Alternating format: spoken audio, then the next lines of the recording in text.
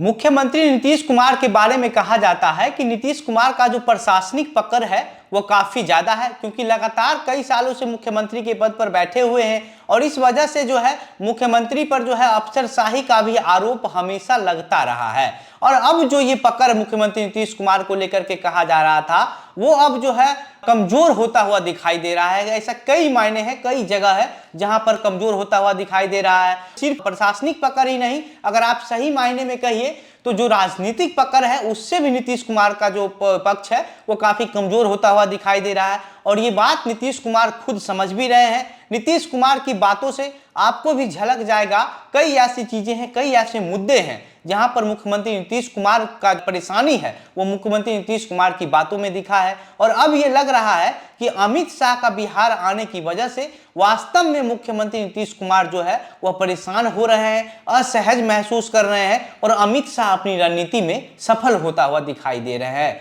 क्या है पूरा मामला, आखिर कैसे मुख्यमंत्री नीतीश कुमार जो है राजनीतिक और प्रशासनिक दोनों रूप से कमजोर हो रहे हैं और अमित शाह के बार बार बिहार आने से किस लिहाज से, किस आधार पर जो है नीतीश कुमार की बेचैनी जो है वो बढ़ता हुआ दिखाई दे रही है। आज हम इस वीडियो में इन्हीं चीजों को लेकर के विस्तार से चर्चा करेंगे, लेकिन उससे पहले नमस्कार, मेरा नाम घनश्याम सिंह है और आप द बिहार प्रोजेक्ट देख रहे हैं। दरअसल बिहार का जो चुनाव है 2025 का और उससे पहले लोकसभा का चुनाव 2024 का, उस चुनाव का जो जिम्मेवारी है, मतलब कि बिहार फतह करने का जो जिम्मेवारी है वह अमित शाह ने अपने सर पर ले लिया है। और इस वजह से अमित शाह का दौरा जो है वो बिहार में जो है वो बार बार होता हुआ दिखाई दे रहा है। और बार बार दौरा अमित शाह का होने से मुख्यमंत्री नीतीश कुमार की जो बेचैनी है वो काफी ज्यादा बढ़ गई है। और बेचैनी बढ़ने का वजह यही है कि मुख्यमंत्री नीतीश कुमार जो है अब कहीं ना कहीं जो है हर एंगल से कमजोर होता हुआ दिखाई दे रहे हैं। कमजोर होता हुआ कैसे दिखाई दे रहे हैं, पहले आप ये समझ लीजिए। जब अगस्त 2022 में नीतीश कुमार जो है वह अमित शाह बीजेपी से अलग होकर के जो है वह महागठबंधन के साथ आकर के नई सरकार का गठन किए,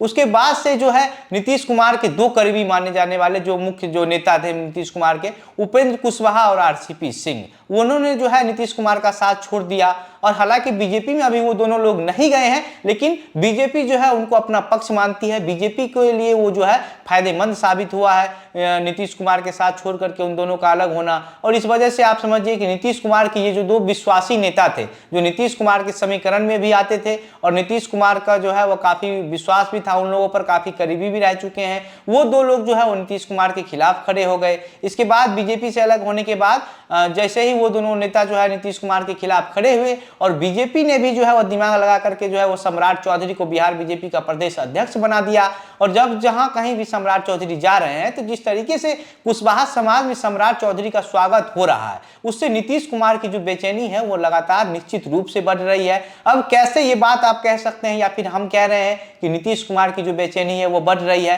तो आप ये पहले समझ लीजिए। नीतीश कुमार ऐसे नेता हैं जो बिना किसी जांच का रिपोर्ट आए हुए किसी पर भी जो है वो खुलकर आरोप नहीं लगाते हैं और अधिकतर सवालों का जवाब तो देना ही नहीं चाहते हैं, वो तो सवाल को टाल देते हैं और कई चीजों में ये करके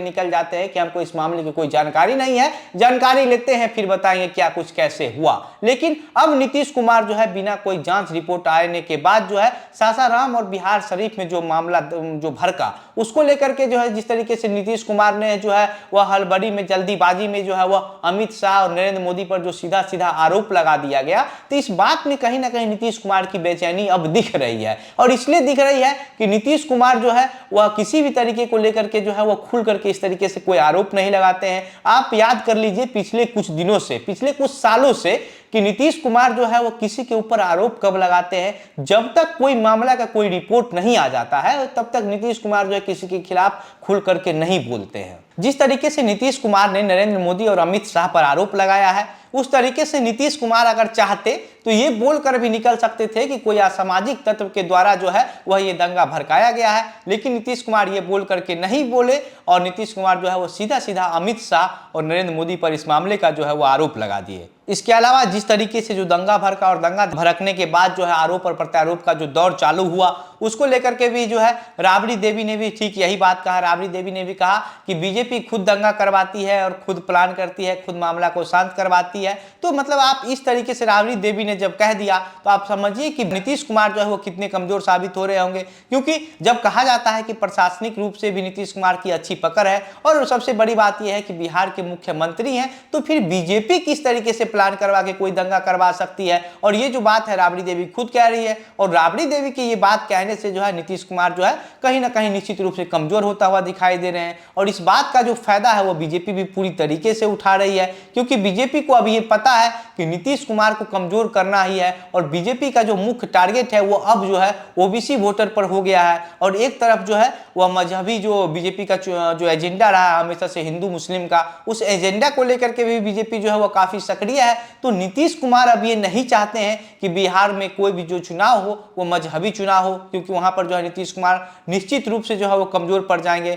और इसके बाद आप ओवैसी को लेकर के देख लीजिए, ओवैसी को लेकर के जब नीतीश कुमार से सवाल पूछा गया तो नीतीश कुमार ने सीधा सीधा कह दिया कि अरे वो तो बीजेपी का बी टीम है, उसका सब खबर चलता है। और नीतीश कुमार जो है ऐसा ओवैसी को लेकर के इस वजह से कहे क्योंकि ओवैसी जो है की वजह से पिछले 2-3 उपचुनाव की अगर आप प्रकरण याद कर लीजिए तो वहां पर जो है महागठबंधन को जो हारने का मुख्य वजह है वो ओवैसी ही रहा है। और अब नीतीश कुमार और तेजस्वी यादव को निश्चित रूप से ओवैसी की भी जो डर है वो सताने लगी है। और एक तरफ बीजेपी जो है नीतीश कुमार का जो मुख्य समीकरण है उसको तोड़ने की पूरी कोशिश कर रही है, बाकी बीजेपी अपने मजहबी समीकरण को भी जो है वो काफी मजबूत कर रही है। और बीजेपी का मजहबी जो समीकरण है हिंदू मुसलमान का वो तो पहले से ही बना हुआ एक आधार है, और जो कुछ फॉरवर्ड वोट है वो बीजेपी के साथ है अभी भी। इसके अलावा चिराग पासवान जो है वह उनके लेकर के भी कहा जाता है कि बीजेपी के साथ ही जाएंगे, और उपेंद्र कुशवाहा भी बीजेपी के साथ जाएंगे। बाकी सम्राट चौधरी को जिस तरीके से बिहार बीजेपी का प्रदेश अध्यक्ष बना दिया गया है